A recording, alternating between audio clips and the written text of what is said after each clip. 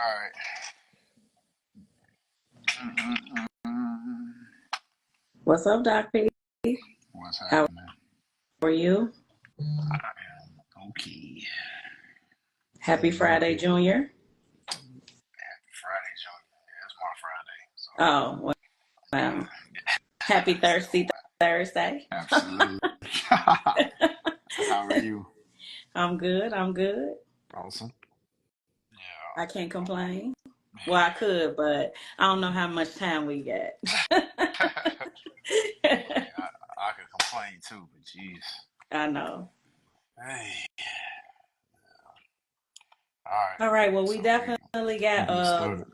a jam-packed submitted questions, and I know we let people go live and stuff, so I'll let the numbers climb and I'll start talking. So welcome everybody, Thirsty Thursday, Friday Junior, Free Game Thursday, whatever you like to call it. I am Cola Red Bell, and we are joined by Dr. Pierre Johnson. If you don't know my story, I am one of many of Dr. Johnson's patients. I went under minimally invasive robotic surgery to have a hysterectomy almost 3 years ago now. It's like approaching 3 years in September. I can't believe it. But Damn. 3 years ago, I started sharing It's my been three journey. years. God, It dog, will that's be crazy. in September. It will be September That's 1st. I'll never crazy. That's forget. crazy. Huh. Crazy, right? Uh, I didn't got a whole grandbaby out of you and no. everything. Not well, not out of you, but you Right. know. But they come up like, oh Right, shit. right. I Let me knew it. clarify I that. knew it. Pause. What you And be they saying? come you Pause. pause. It's like, I knew it. Right. Well, he delivered my grandchild 2 years ago. Let me Yeah. rephrase. Pause it. Man, that's what I said. Let me clarify that. But I said all that to say, like, I shared my journey 3 years ago. I never knew that it would have the reach that it did. That even when Dr. Johnson was encouraging me to share my story, since then there have been numerous women that have superseded my story. But I am committed to doing this because I know how scary and challenging it was for me to find the right care. So I know I'm not the only one in that situation. So I'm committed to helping other people get access to healthcare questions that they want to know, good advice when they're navigating the healthcare system, and most importantly, free game with a professional. So with further ado, just a couple housekeeping. If you have a question tonight, please submit it in the question box with the circle around it, because it is really hard to watch the screen when you're doing a live. I don't know if you've ever done one before. It is challenging, maybe more for me than some others, but it is definitely hard to read the screen. Facts. You're more than welcome to talk to each other and keep me from laughing, but definitely if you have a question, put it there. You're more than welcome to send Dr. Johnson a request to join the live, and it's a mini free consultation on the spot. So please, please, we want to share with everybody. So please, it's a mini free consultation. So without further ado, do you want to pin your information in the Yeah, chat thing yeah, that's right. I'm before gonna we do get that right now. started? Because we get a lot of that. I'll keep going. Okay. That's cool. So one of the number one submitted questions that I got over the last couple of weeks, because again, we are trying to do it more frequently, and even Dr. Johnson's doing some by himself, because I thought I got fired on my day off, y'all. But he's Nah, doing that's some that's by that's ar- himself. that's arrogance You for know, you it right was now. just funny though, because I was like, wait, Like, what the what? hell? What happened? But yeah, so we are going to try to, get the information out there as frequently as possible. But one of the number one things that I got submitted directly to me over the last couple of weeks, and I'm just summarizing it, so you may have said it a little different, but hey, I just found out about Doc P. What are my next steps? And so I've explained directly in messages to people that would depend on location, that would depend on insurance, but do you want to give a more like the variations of what should be their next considerations if they're just finding out about you and they want your expertise in the field? If they want, say that again. I was No, that's working on this virtual okay. content. If they are just finding out about you and they want to come to you for a consultation or book a virtual consultation, whether it be fibroids, Endometriosis. endometriosis, Yeah, yep. so and I guess I got to clear that up too, because like people, though we talk about fibroids all the time. I mean, that's because that's what everyone want to talk about. I am a gynecologic surgeon, so I pretty much do everything gynecologic. So endometriosis, adenomyosis, pelvic floor stuff, all that stuff I deal with. I just so happen to have a niche in doing fibroids. So for all those people that ask, like, do I deal with PCOS and everything else as it pertains to gynecology? Yes, um, I do. So, even annuals and stuff, I try not to do that as much. But, patients that like want to come and establish care with me or what have you and do annual exams, will still provide that as well, too. So, yeah, that's that. All right. So the first variation is if I'm out of state, then I should book a virtual consultation, right? That's what I've been saying. Yeah, you should. I mean, unless you want to fly to Chicago, and come see me out of state, which people do. I promise. The more and more uh, clinics I have people that are driving up. I got a lady that already just, um, she's driven up, her and her husband have driven up from Memphis twice. And now, she's like paying to expedite her surgery. She having surgery next week now. So, it's people driving, um, they flying. Some people just want to see me in person, and that's fine. Like you don't have to. I'm not pushing virtual consultations on anybody. That's just my own personal time that I give to people. But if you want to come see me and come to the office and utilize your insurance to do that, you are more than welcome to do that. Okay. And just for the record, it is Chicago, Illinois. Okay. Because I get a lot of people like, well, and I saw him sitting on the beach in Florida, blah, blah, blah. Damn, I That can't had go nothing nowhere. to do with the surgery that he performs in Illinois. Correct. Facts. So Chicago, Illinois is the location if you want to come in person. All right. Now, do you have anybody waiting to join before I go to the next question? I No, Okay. nobody is waiting. Nobody is waiting to join. All right. So I'm gonna go to the next question. What are who do I contact to confirm if you accept my insurance?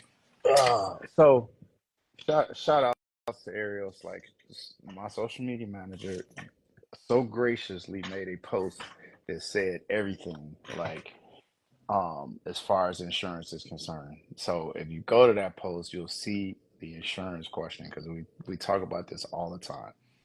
I, I accept everything except for, like, Medicaid out of, well, it's not even that I don't accept it.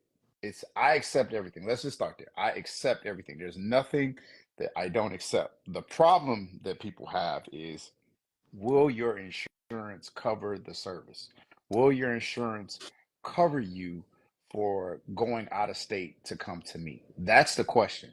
That asking my office or sending it to my office or what have you is pointless, because the answer is yes. Yes, I accept your insurance. The question that you have to get answered is calling your insurance company and finding out what coverages that you have. And this is when I speak about insurances, I'm speaking in generalities. Medicaid, whatever Medicaid you have, I take it, but the only Medicaid that will pay for my services is Medicaid in Illinois. So you got Blue Cross Community, Meridian, County Care, what's another one? Straight Medicaid. Like, those are, and better. Like, all of those are like Medicaids that are specific for Illinois, that will cover my services. No matter where you're at in Illinois, if you're Illinois residents and you have that insurance, they'll cover it. Now, if you got Alabama Medicaid, California Medicaid, Georgia Medicaid, they are not going to cover you outside of your state. It's a state insurance, it's state specific. They have their own state stuff. So if you have a state specific insurance, they will not cover you. HMO plans are typically, now not all of them, but a majority of them keep you in a system, right? That's how they keep their costs down. So they basically will provide a lower cost to you because they're able to keep you within a network that they're able to reduce the cost and the payments to that particular network because they provide so many patients. And with that being said, they don't give you a lot of freedom to move outside of that network because they got to pay money. They lose money. So, for instance, if you have like a Blue Cross HMO, they'll keep you in whatever hospital group that you're affiliated with, and you can't really deviate outside of that because they're going to either they're going to pay more money or they're going to charge you more money, which then brings you to a PPO insurance.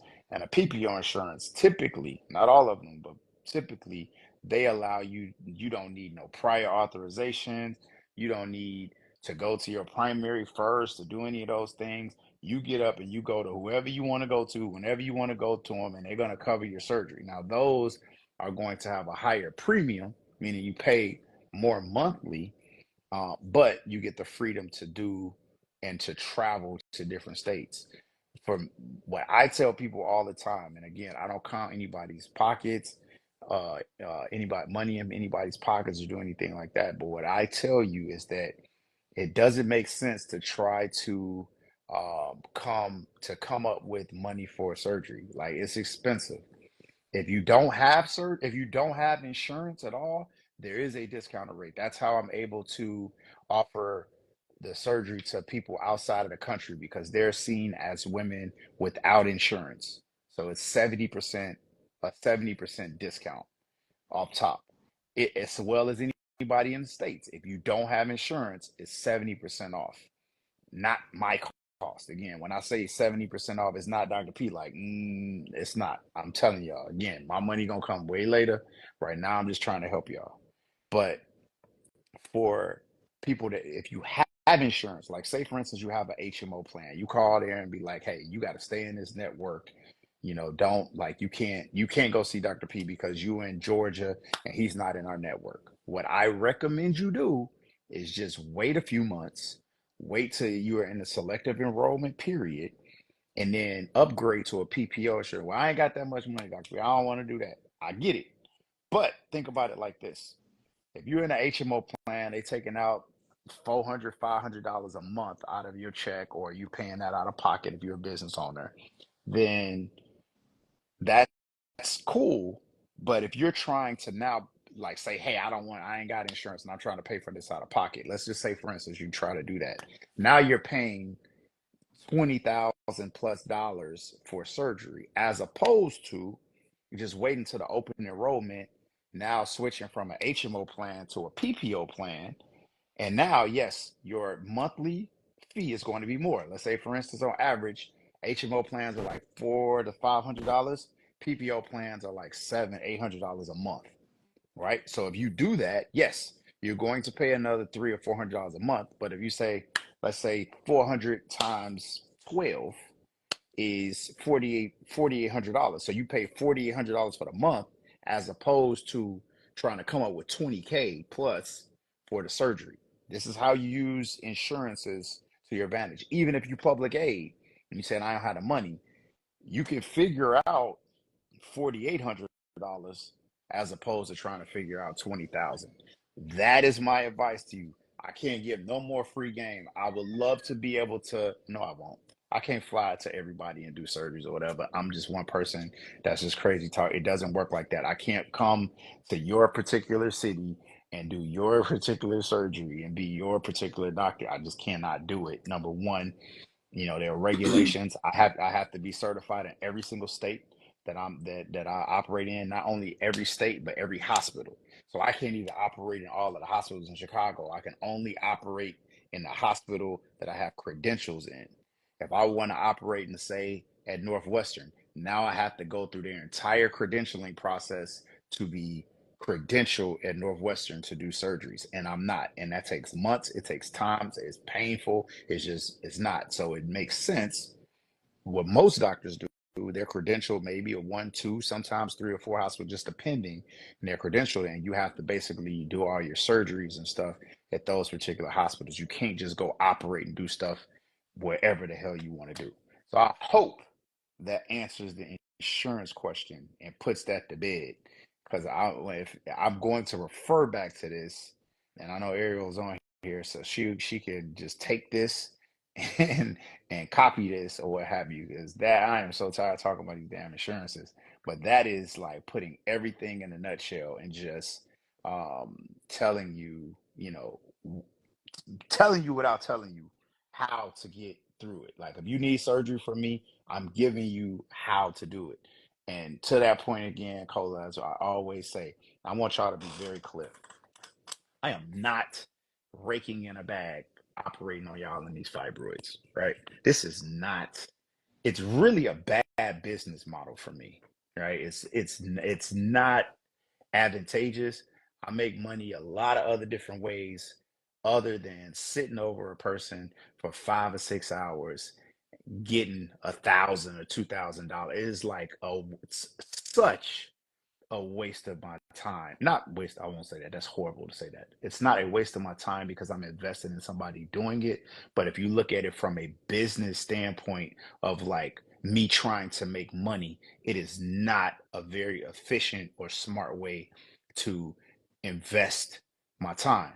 Because otherwise I can make, $400 or $500 an hour as opposed to the $100 an hour I am like doing surgery or something. So it's a lot. Like for instance, Tuesday there my patient's being discharged now, 12 and a half pounds. For that 12 and a half pounds worth of fibroids that I removed through an incision like this, is it took me 6 hours.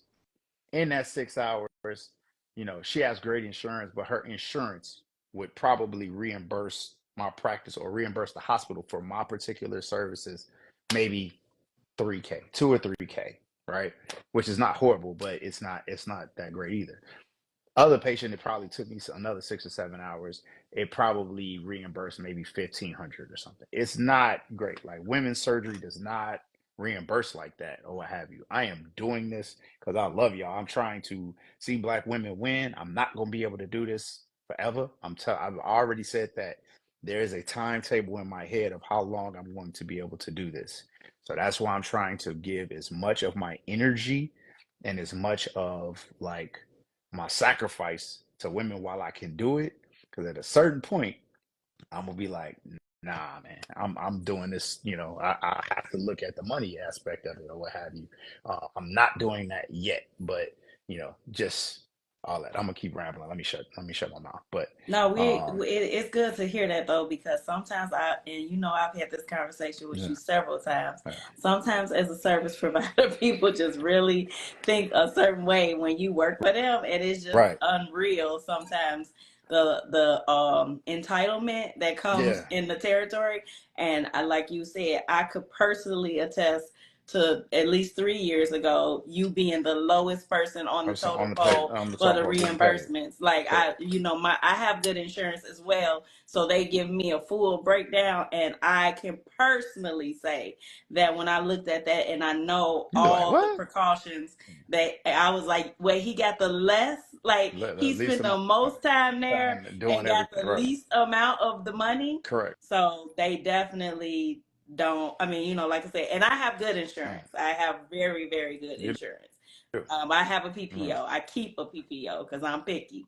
So, Yeah, it's like, and it's really that way, and it's a bigger issue of women's health care, right? So it's very misogynistic. The country that we live in, like it just is what it is. So the taking out a prostate or doing prostate surgery will reimburse 5 times more than a hysterectomy or doing women's surgery or a myomectomy. Working on somebody's bones will oh my God, the reimbursement for that is 10 times what it is for, uh, operating on women's parts, whatever. It's just misogyny. It just is what it is. But, and I don't complain about it. I'm in the profession I am. This is what God called me to do. So I'm not really tripping about that. But when y'all say stuff like, my insurance paying him to do, pause. That's the quickest way to agitate me, to agitate my soul. Don't do that, because it's not. I literally am sitting here doing this stuff, not getting paid, not doing anything, because I care about people, and I'm doing that for people. The woman that came, like, at the surgery I performed yesterday, horrible endometriosis.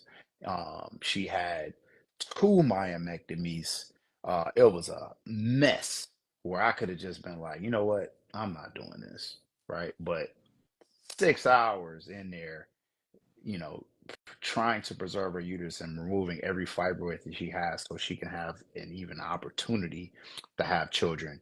Never will see money from that. It just is for the love.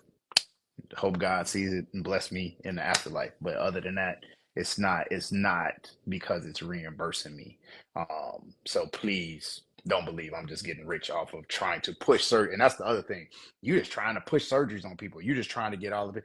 I say thank you for when people try to like refer me or like say, okay, um, go see Dr. Johnson, or like, hey, I'm sending everybody to you. It's not because, and I say thank you because I just thank you for giving me the opportunity to be able to help people. But I'm not saying thank you because I'm getting rich off of it. I'm literally saying thank you because it's giving an opportunity to somebody that probably just did not have that opportunity. But some people think it's like, hey, you just, this is your money maker. You just trying to get on here to do these fibroid surgeries because you're trying to get paid off of it. That is so not the case. I swear to God, it's not. It is not. Yeah, you could But definitely sell out and get a tea or something if you want to get I'm rich. telling y'all ass, I yo, I'm told you telling, about the hey, washcloth. hey, let me tell you. Oh, I just thought of a horrible. I like. What if I get like a specialized like nut rag or something, like That's something why I said just it's a crazy. washcloth. I said Nut. it much nicer than It's a that. nut rag. Hey, we grown. It's a nut rag. Shit, why not? I was Why being not? nice when I Yo, said it. hey, hey, hey, everybody on here, you know that wet spot. Hey, y'all know what it is. Hey, I promise y'all, in a couple of years, I swear to God, y'all gonna I've see my been name. It's told like, you that. I was y'all like, gonna be like, man, just get you a little washcloth. They get yo, they y'all bad. gonna be, I swear, y'all gonna be like, this motherfucker sold out for real. Like like I see Dr. P on all this bullshit, his teas, his rubs, his all type of shit. I'm like, yep, goddamn right. Yep, I'm just getting paid. I sold my soul. Yep, call me whatever you want to. All right. Well, I'm gonna All right, let's get to I'm gonna business. I'm ask the talking crazy. questions nicer. Next one. So, if on average, when traveling for surgery, how long does one have to plan to stay in Chicago? Perfect question. So, average, whether you're getting a hysterectomy, myomectomy, which are the two most done surgeries, is typically a week, right? So it's a Sunday to Sunday, Monday to Monday. That's where you're at. Now, again, that could be a little bit less, that can be a couple of days more, but typically no more than 8 or 9 days, even with a myomectomy. Like, for instance, um, some, some patients that I do myomectomies on Tuesday, they'll come in for surgery. They'll come in, they'll fly in on Sunday. On Sunday, they come fly in. Monday, they chill. Tuesday is surgery. They're in the hospital. Wednesday, Thursday, get discharged on Thursday. Friday, Saturday, I want them to stay in. If everything goes pristine, perfect, no issues, everything is phenomenal, no pain, everything is great, they could fly home Sunday. But something that could possibly happen, which I'm way more liberal about doing now, is that if your uterus is oozing things and things of that nature, like I put a drain in, like a JP drain, just like you see the girls walk around with the little bulbs and the BBLs and walking around with that. I put those into the belly to drain the blood out, and that's because saving your uterus is a task. If it's got a whole bunch of fibroids riddled through it, that means I got to take all of them out, and that fibroid and that uterus is going to continue to bleed, and I have to get that blood off of your belly while you heal, until it's at a point where your body can reabsorb it. And for that, those patients may stay in, except instead of leaving Sunday, they'll stay in till Monday till I can remove the draining clinic, and then you could fly home that Monday night or Tuesday. So it may be extended to 8 or 9 days, just depending. But flexible travel, just be prepared for a week, possibly 8 or 9 days, and direct answer to the question. All right. Next question. Have you seen anyone with adenomyosis and endometriosis having more than one myomectomy and still having successful pregnancy? It's tough. I mean, it's like, can it happen? Yes. But it's it's just putting more roadblocks into that pathway of pregnancy. Pregnancy is a very difficult thing. Like people think that, like, oh, she didn't have 8 babies, like it's just an easy thing. No, the fecundability, this word is a kind of weird word, but fecundability rate is the percentage that a person can get pregnant every month. And that ratio is about 20%.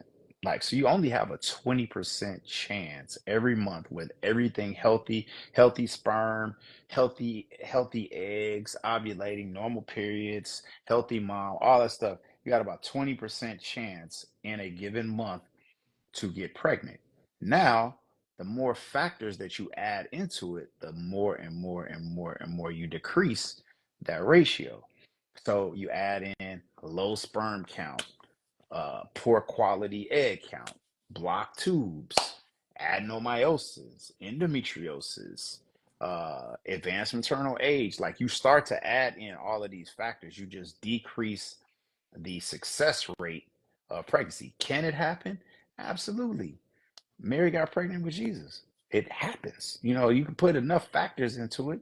It's going to, it's it, it puts you at a low risk, but I'm very, very careful about ever telling anybody, oh, you can't get pregnant. You can't, or whatever. I never tell a woman that. That's the crazy talk, because we're not God. I'm not God. I can't predict those things. But the more things that you add, the more negative factors that you add into it, the lower the rate. Have I ever seen a person with endometriosis and adenomyosis get pregnant? Yes. But I also seen hundreds of women that had both of these bad diseases that had all the difficulties in the world getting pregnant too. So hope that helps. How much scar tissue forms when removing multiple fibroids? That's a tough question. So, scar tissue is something that's thrown around a lot, right? And people that don't actually operate or don't actually deal with it, it's a hard concept to understand. What I will say is this: everybody heals differently, right? Just like, some people can fall and scrape their knee, and two people will have the same big scar, and one of them will keloid bad, and the other one is like you never see it. It's like, did you even fall, right? Everybody heals differently, so it's hard to say how someone's body reacts after surgery, or how extensive scar tissue will be, because that's all scar tissue is just healing tissue that's been damaged and now has to heal. To that end, you reduce the amount of scar tissue by performing surgery very meticulously, right? Putting things back together appropriately, not cutting things excessively, not overburning things. There are adhesive barriers that can be utilized after surgery to reduce scar tissue and inflammation. It's multiple things. So if someone has horrible scar tissue, is not always necessarily because they were just unlucky or just because they had surgery. It's about who did the surgery, how they did it. Like, were they not meticulous? Were they just cutting or whatever? It's levels, as I tell you, it's levels to everything. It's always levels. It's levels to lawyers. It's levels to hairdressers. It's levels to, cab drivers. There's skill levels everything that's out there. So um, surgeons are no different. So your level of scar tissue is is also predicated by the skill level of your surgeon and the meticulousness of how they perform surgery. I hope All right. I answered that. Yes. All right, so I see the numbers changing a lot. Thank you for joining tonight. If you have a question, please feel free to drop it in the question bubble with the question mark in the inside. That helps us keep up with them, and it's harder to read the screen for us. And then, if you would like to join the live to ask your question yourself, please feel free to send Dr. Johnson a request. It is a mini free consultation, but we are more than happy to have you join the both of us. Yeah, And you somebody can popped ask on there, but then questions they left. to me too, a patient questions. Yeah. Because people send me medical stuff, just the patient stuff, please. You said somebody They requested? did, but they popped off, so it's fine. Okay. All right. Next question. This is a career question. Do OB techs help assist you in surgery when you are in the hospital? And if so, would you recommend that job to someone who is considering being a labor and delivery nurse? So OB techs, and I try not to speak about a ton of things that I don't know, so I'm not fully versed when it comes to nursing and all of the pathways and things that you can go down. So if it's somebody on there that, I may be saying something that not be all the way correct, I am not doing that on purpose. You could chime in at any point, but I can just tell you what I know and what my experience is. So OB techs is anything with OB or obstetrics. It's kind of obstetrics driven or focused, meaning that if you're an OB tech, you're pretty much on the OB floor dealing with the OB patients or obstetrics patients. That has everything to do with C-sections, deliveries, and those things or whatever. That's your focus. Um, and so for me, I don't practice obstetrics currently. I have not practiced obstetrics for some time now. So I'm strictly gynecologic based at this point. And so for OB techs, when you get the training for OB tech is typically OB specific. For people that would assist someone like me, those would be surgery techs, right? Surgery techs, it which I believe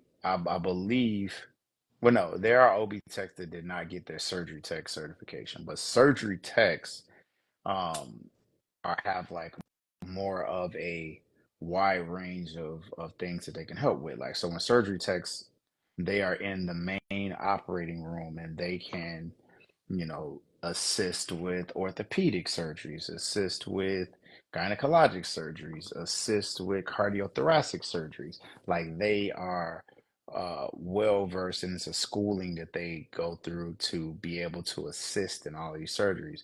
I have a cousin that does it, and he went through school, and he is a surgical tech, and he assists in all of these different surgeries.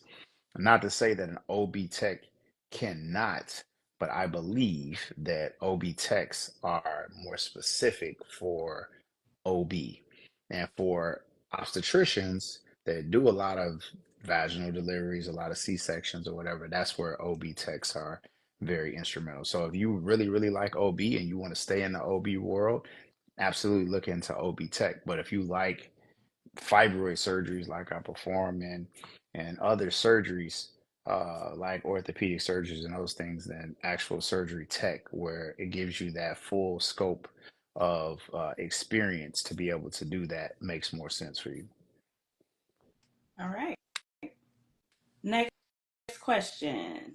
If I have a 10 to 14 centimeter large fibroid and my current doctor is mentioning possible hysterectomy, should I consider egg retrieval or myomectomy or both?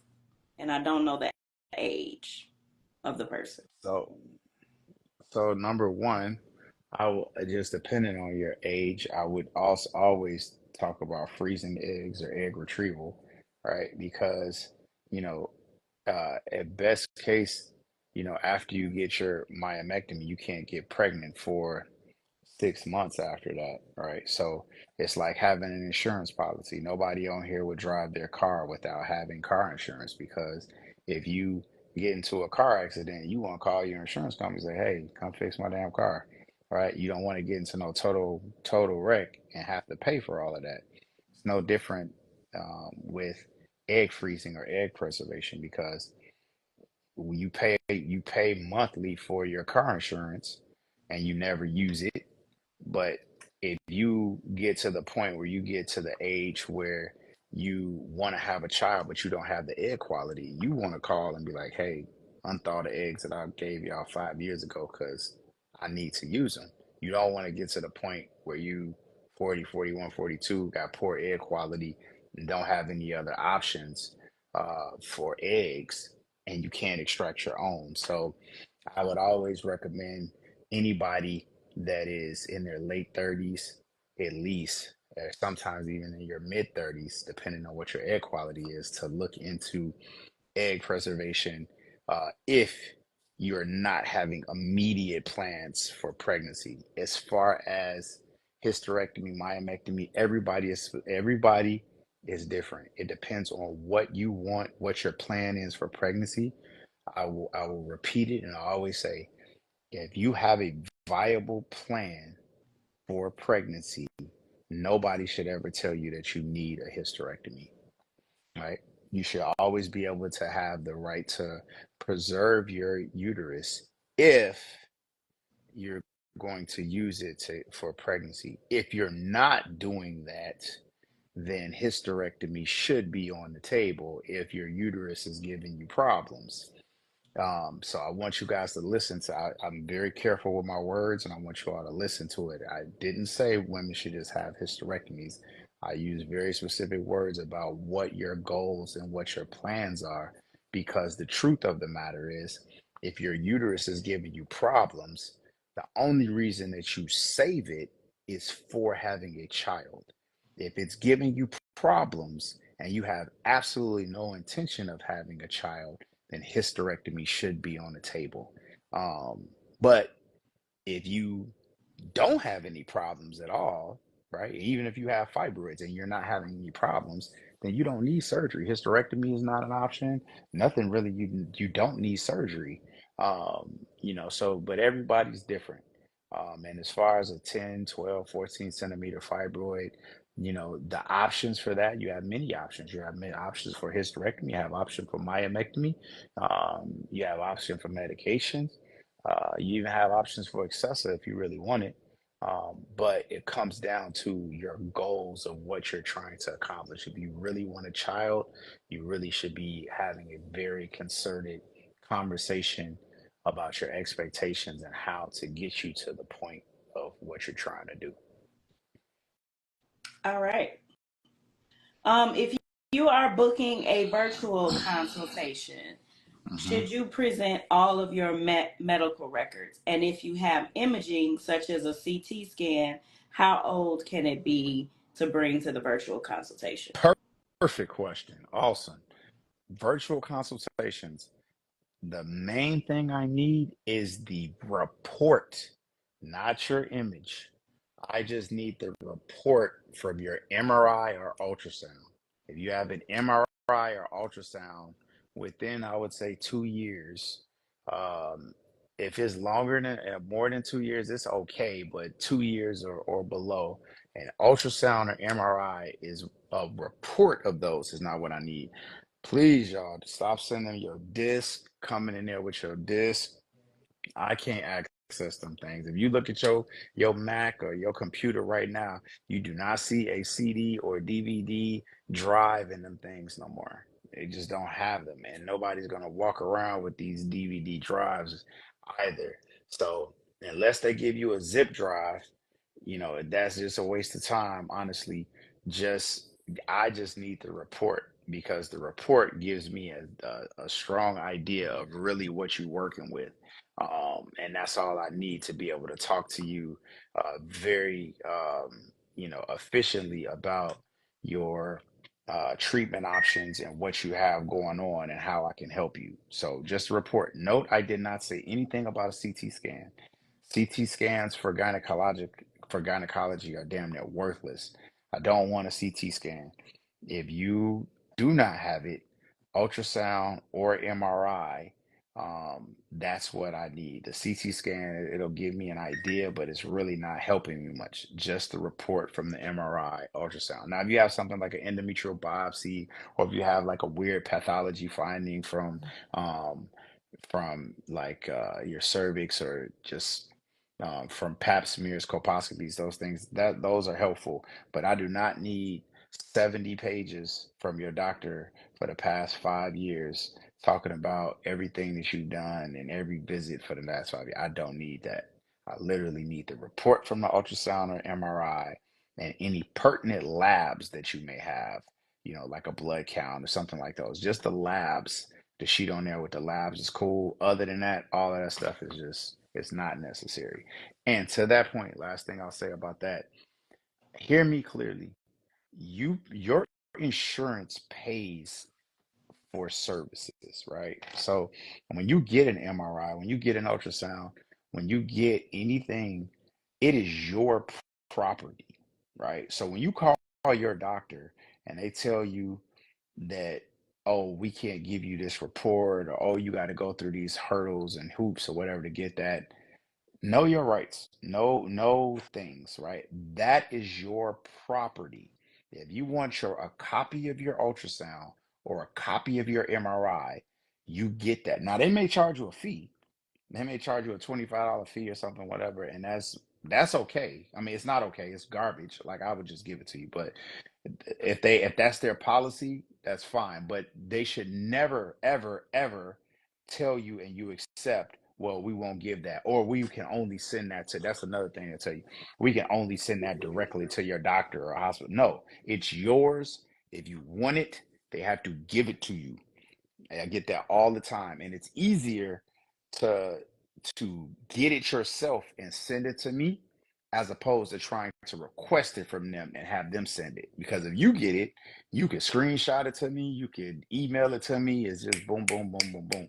If you rely on them to send it, once you fill out that paper, it goes under a stack of other papers, and they may not get to it to send it to me for weeks if they send it at all. So don't get mad if you're like, I put that request in weeks ago or whatever. We ain't got it. We're not hiding it. It's just how hospitals, clinics, that's how they operate. But that's some more free game to just let you know everything that is done to you is paid for by your insurance, and it is your property. It's your labs, it's your results, your stuff. If you want it, you can have it. You just have to be very direct and ask them for it. All right, excellent. Oh, wrong screen. Sorry. All Hmm. right. Can fibroids stay the same size for years with no threat to your well-being? Yes, that happens. So, just because you have fibroids doesn't necessarily mean you have to do anything about them. And sometimes they don't grow. What we don't know is why some fibroids get to astronomical sizes and why some can just be 2 centimeters and never grow over 20, 30 years. Like, we don't really know the answers to that part, because most women have them. We just don't know why some of those women grow crazy and other ones don't. So I'm not afraid to say we don't know. It's always, we always answer driven. Gotta have answers. Gotta have answers. Some things just don't have an answer. I'm sorry. It is what it is. And don't shame anybody because, and that's the biggest, like, do not shame people because they have abnormal growth of fibroids or they have advanced fibroid disease. Like, stop it. you know if you don't know, like, if a man says some of this shit that y'all say, we would get canceled, right? But y'all say some of the worst shit in the world, right? Stop asking her if she's pregnant if you don't know she's pregnant. That's crazy. Like, just imagine carrying around a fucking growth for years and somebody asking you pregnant all the goddamn time, or asking you, or even worse, why you let it get like that? I was like, oh yeah, I woke up this morning. It was like, yeah, I want this motherfucker to grow today. Like, yeah, it's time to grow, get big on me. Not like they're not doing that, you know. But to that point, you're not. If you were in a position where somebody was gonna told you that they were going to rip out or cut out something that you want to use to have children or procreate, or they were going to cut you from your privates to your chest, you say no too. And you say no, no, no, no, no, until you find somebody that says, all right, I can do this in a way that's going to not hurt you and to help you. And sometimes that takes years. It takes years sometimes for women to find me, right? Or find somebody like me. But to that end, like sometimes the shit keeps growing. If somebody told you in 2019 that I have a page, like I don't know if Q is on here or not, but you know, she literally told me like it started growing crazy on her in like 2021, right? And that's when she first noticed it. And every person told her like they gonna cut her vertically. She gotta have a hysterectomy. She don't have no kids, young woman or whatever. And she just said no. Before she looked up 2 years later, damn thing is fucking what, 17 pounds? Yeah, 17 and a half pound fiber. That's it just happened. It abnormally grew like that over a very short period of time. All right. And for that, she's getting crucified, vilified by all of y'all that's talking about, you know, man, why she let it get like that? She don't take care of herself and all that shit. Like, come on, man, y'all. That's corny. It's whack as hell, you know. But people like get to say stuff like that or whatever, and don't have to face it. And you know, and me hear me get my feelings where I say, hey, find somebody that's gonna help you, whether it be man, woman, transgender, you know, boy, girl, whoever the hell it is, that's gonna fix that shit for you. And now I go viral, and now I'm the motherfucking pariah and predator, and like y'all kiss my ass with that shit. It's just crazy. It's absolutely insane, like the mentality that we have, man. But like, just for me, if y'all don't hear nothing else, like, be sensitive of the shit y'all say to people, man. Like, it's really y'all have no idea how many tissue boxes I done passed to women. Um, you know, with finally hearing somebody that'll help him, the years of just built up like pain and anguish and frustration of people asking them if they pregnant and they can't go outside or go to family functions because they bleeding and getting ridiculed by people. Shit is absolutely insane. Just have some compassion for people, man. Definitely. I could personally relate to being asked, was I pregnant? I can definitely personally relate to having to sit in the house for 3 days at a time. I wanted my husband to join because I wanted to ask him some safe Yeah, questions. bring I his never ass on know in. what he gonna say. Hold on, And he just, that's why I was laughing. let me He grab my texted me and said, cord. I'm I'm listening. going to watch the game next time. Damn, yeah, yeah, tell him, yeah, and I'm about to watch it too. I'm about to be with his ass in a minute, So that's but why I said, "Oh, excuse me, I didn't know it was a game." it But he said is. he texted me like, "No, next time I'm finna watch the game. Let me know when you done." He like, pause. I want to see everything I need to see. I ain't on. Exactly. I ain't mad at So, him. but I definitely wanted him to talk about, just from a husband's perspective, or a partner or significant other, whatever you have going on, a situation. Just some of what the partner deals with, or sometimes for me, it was almost because you get asked those questions like, "Are you pregnant? What's going on with you?" It's like your dirty little secret that you don't even really want to talk about. So I also wanted him to talk about what he feels that I could have did, or that a woman could do to even have your partner support you better, because I was hiding mine from almost everybody around me. I mean, like, seriously serious. Like, I was going through extreme stuff to hide my secret, or my side effects or whatever. Right. So I wanted him to talk about it, but I'm still working on him. I have to ask him safe stuff though, because he'll be talking about nut rags too. So we gotta ask him safe stuff. We gotta ask him safe questions. I'm telling you, hey, my wheels turning on that nut, right? I gotta figure that out. Cause I was trying to tell you. I gotta market that shit right. I got a slogan for you. All right. We'll talk later. All right. How would you know? Okay, wait. It's a two-part question. Can large Oh, there go Q right there. I was just talking about you. Go ahead. can No, I'm sorry. Go ahead. oh, so that's okay. Can large fibroids cover your cervix?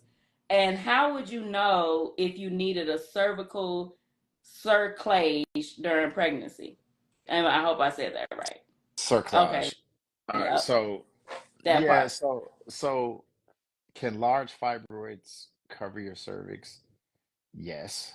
Um, the answer to that is yes. But a cerclage. So let me explain what a cerclage is. So a cerclage is um Q, you got to go back and hear it. Nah, you too late. She's like, what you say about me? Nah, you just go back and listen. But cerclage is when a woman has cervical insufficiency, meaning that your cervix starts to dilate before it's time, right? That's where preterm labor can happen, where your cervix starts to open up. Fibroids rarely impact that. It's not really I have rarely seen a fibroid now cause a woman to have cervical insufficiency. Can it happen? Yeah, that is really unlikely. You don't really know if you have cervical insufficiency till you know, meaning that um unfortunately it's one of those things where you that's why it's important for prenatal care and going to the doctor to see about things, because it's very subtle signs that your cervix is dilating early, and ultrasounds will detect like if that's happening.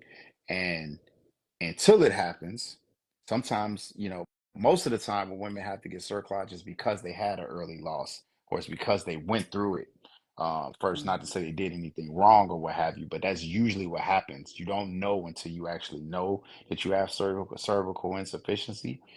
But one way to catch it also too is just to be very proactive about your healthcare, especially during pregnancy, just to make sure that there's the appropriate cervical length. But in direct answer to the question, as far as uh, the fibroids impacting, opening the cervix or anything like that, then no, it can happen, but it's not something that you would know at the time, because I've had fibroids that are, close or on the cervix or what have you, and women still get pregnant and have normal pregnancies, and it hasn't really impacted them. So can't really say that it does that. You just gotta kind of wait and see. All right. Next question. I went for an ultrasound and they said that they can't see my right ovary. Is that possible? Yeah, that's possible. I mean, ultrasounds are it just depends on who's doing it, how much time they feel like taking, or what have you. Sometimes you can, have bowel in a way, you may be a little bloated, or, constipated, and stool is in the way of actually seeing it, or you may have a fibroid or something that's in the way, or abnormally large uterus. If they maneuver enough, they usually can get it, but they just some don't really either have time or patience to go try to get it. So if they don't see it, then that means that there's nothing really wrong there. So if you don't see an ovary or what have you, I would not be upset by that. It's just literally like they just really just didn't take the time to look for it, or there's something obstructing to the point where they can't see it. But if there was actually something wrong with that ovary, they would see it no matter what. Like if there's a big cyst on that ovary, then they would see it. If they don't see it, that means it's typically normal. All right.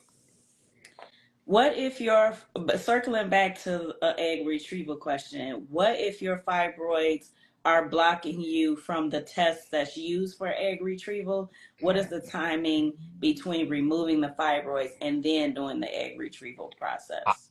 I say a month. I actually have a patient right now that's going through this, that is, figuring out this same process. She has advanced fibroid disease, and I was sitting on the consultation with Dr. Erica Loudon. If you all do need fertility consultation, I'll shout her out. She's absolutely awesome, and that's who I refer my patients to. But But I was sitting on the phone with both of them, um, the patient as well as Dr. Loudon, because it was her fertility consultation. Just giving, just having a whole powwow as far as like what her options are, and does she go to surgery or does she freeze her eggs or what have you? And she has the issue in which one of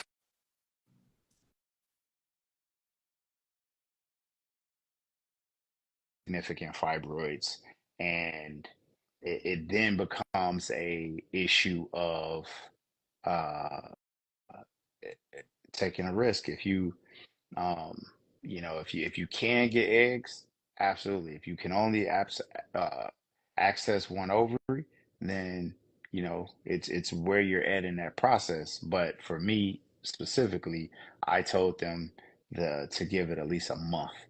So if you have fibroid surgery, I say wait for at least 4 to 6 weeks before doing an egg retrieval. And sometimes that will be up to the fertility doctor if they want to wait a little bit longer than that or not. But I say 4 to 6 weeks.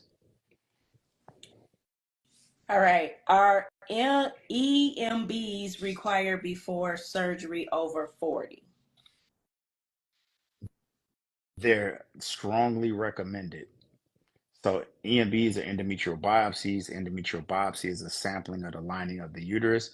It's recommended that you do that before performing hysterectomy, myomectomies to rule out cancer. Um, do you have to do it? I tell them patients all the time, you don't have to do nothing but stay whatever color you are, pay taxes, and die. That's all you have to do. So if you just say, hey, I don't want to do that, I just want the surgery, I have patients to do that. It's very rare that it's a cancer, but it may be. And so till that end, you have to accept the consequences for that. Like, it's a low risk. You're taking a very low risk, but if you have the information that it's a cancer before surgery, you don't perform that surgery at that point. But if you're just taking you know the 0.001% that it's not a cancer, and just go ahead and do it, as long as you're correct, it's fine. You avoided the E and B. But if it's incorrect for that one and several, hundred, several thousand patients that it happens to, it's not great. And to that point, I have a patient right now, um, that if you look back on my page, like the GoFundMe is for, a patient that I have that she did that. She actually did have an EMB done that was actually normal and still had a cancer on top of that. So um, it's not 100%. It's something that it gives you a good idea, but it's definitely not 100% that um, you know that it's going to rule out the cancer or not. Let me charge on the phone. All right. So how are we looking on time? Because it's 1 hour so far. Man, we I would say we get 10 more minutes because I'm along with your husband. I need to watch the game too. Oh, everybody just cutting out on us for the game. Hell yeah, it's a good one. That's what he's. That's Um, what I guess he was saying. Because I'm like, I'm hungry hmm too. He like, I'm going Yeah, to eat and everything. I'll just call yeah, me when you're done. he doing it all. Absolutely. Yep, I heard. Yep, see, Ariel was like, wrap it up. Yes, I agree. All right. Competing priorities. Um, what are the effects of unbalanced women hormones? I am getting a lot of chin hair growth, and I am only 32. Damn, what? Say it again. What's up? What What? are all the effects of unbalanced women hormones? I am getting a lot of chin hair and I am 32. Chin hair growth. So, so chin hair growth could definitely be an indication of PCOS or polycystic ovarian syndrome. It also could be the signs of some other metabolic abnormalities as well too.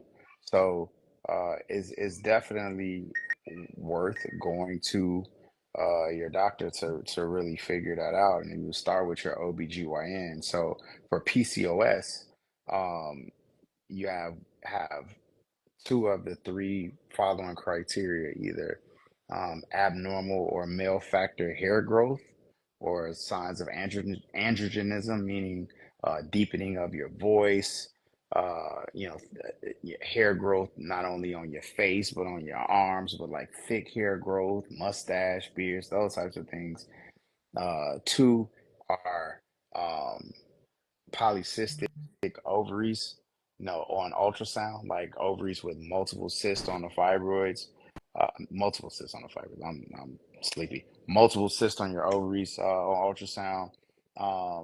And last but not least, oligomenorrhea, which is spaced out periods that come like once every more than 3 months. So if you got two out of those three criteria, you meet the criteria for polycystic ovarian syndrome, and that's a whole nother conversation of things as far as treatment and stuff is concerned, to help you with that. But like I said, you listen to symptoms. Your body gives you signs and symptoms.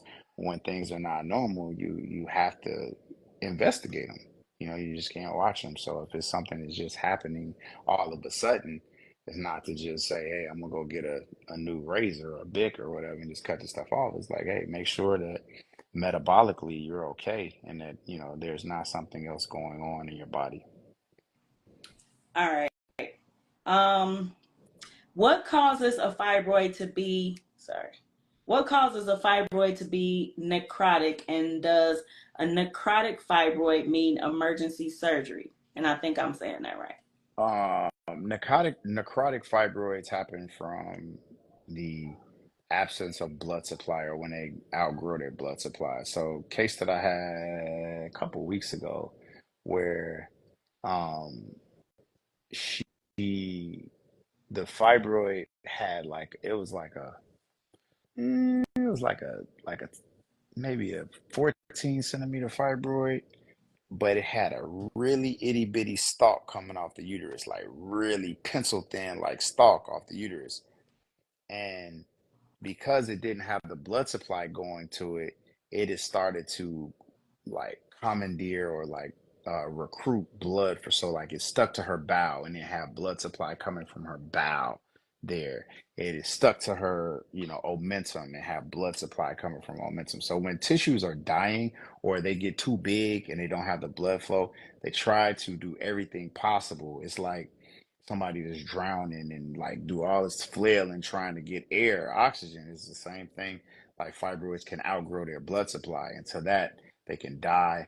And necrotic fibroids really, come from that. It's just dead tissue. Also, too, when you have like uterine artery embolizations where you cut off the blood supply to tissue, you can cause a necrotic fibroid, just by cutting off that blood supply. And yes, it is. It can be very painful if you cut off blood supply to anything.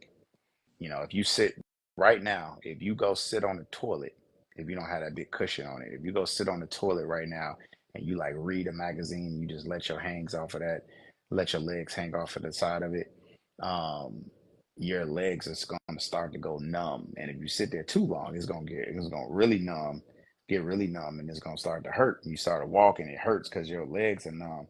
Or you just cut your blood supply off, to your lower extremity, as well as like nerve impingement too, that accounts for that. But to that end, it just shows you like once you cut blood supply off to anything, it's painful. But that's what necrotic fibroids are. Necrotic fibroids are just um, tissues that die, and it's usually because they don't have the blood supply. All right. We at 10 minutes. Keep We going. got we got two questions. Two more questions. Okay. I'm gonna pick two more. I've been screenshotting while you was talking too. So I do have questions. I'm keeping a running tally on the list and marking off what I already answered. What you say, Okay. Ariel? A virtual consultation raffle? You said, all right. Well, all right. We'll do a virtual consultation raffle. I don't know what you want me to do with that. But okay, go ahead. One virtual consultation raffle. How are we gonna do this raffle? How am I gonna do this? All right. That's all right. Keep going. Oh, No, I'm just reading what she's talking about. So she's in charge of all the social media stuff now. So Oh, okay. A I just love virtual to do it. consultation raffle. Hmm. It sounds like a cool idea. Got you. All right. I had fibroids when I was pregnant with my daughter. One of them was removed during labor. I still have some, but my doctor claims they are too small to remove.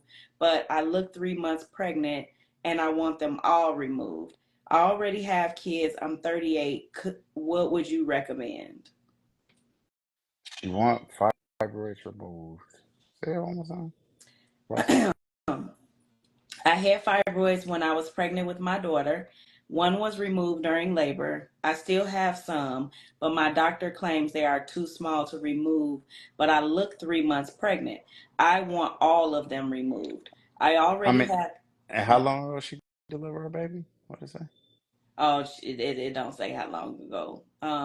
If you could drop in the chat how long ago you had the baby. Because that might not be the fibroids, Mom. It's probably not the fibroids. That's.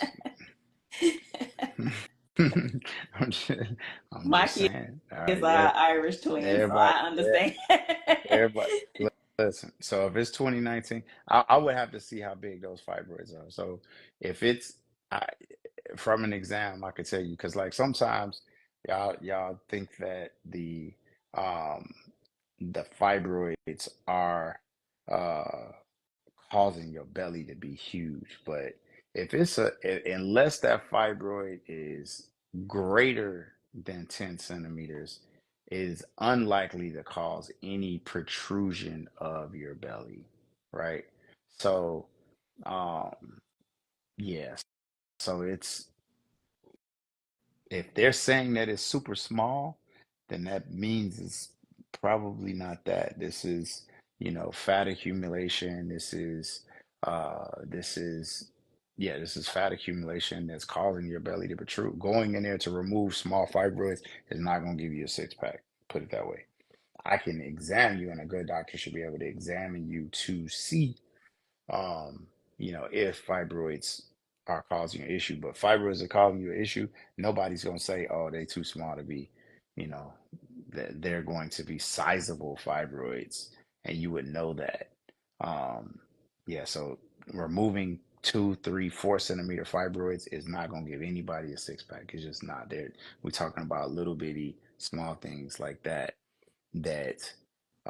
are inside all types of stuff. They're inside your belly, that's covered by peritoneum, it's covered by fascia, covered by muscle, on top of fat, then skin, right? So all of those things are there. So to protrude all of that, it has to be sizable to make a protrusion of all of those thick layers. So 23.4 millimeters, one ain't the reason I'm fat. It's me. Well, you said it. So yeah, so so yeah, the 2.3 centimeters, yeah, it's a small one. Go ahead. My bad. Oh, so to Ariel's point, so I am talking in Baton Rouge about fibroids at the Southern Law Center. And there's a big thing. You guys will see like a post where I'm going down there to talk on Saturday, next Saturday, not this Saturday, but next Saturday. And they're raffling off virtual consultations with me. You'll just look at the post um, that will be posted talking about the event. So support the event. You want to learn about fibroids, women's health, and everything that I talk about on a bigger scale.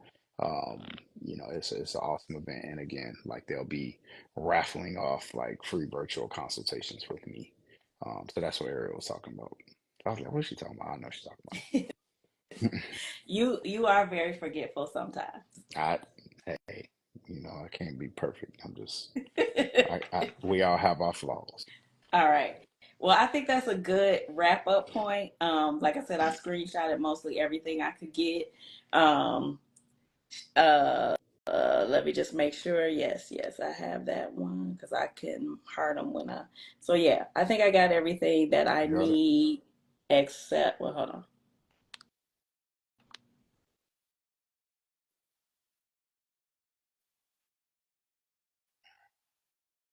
Okay.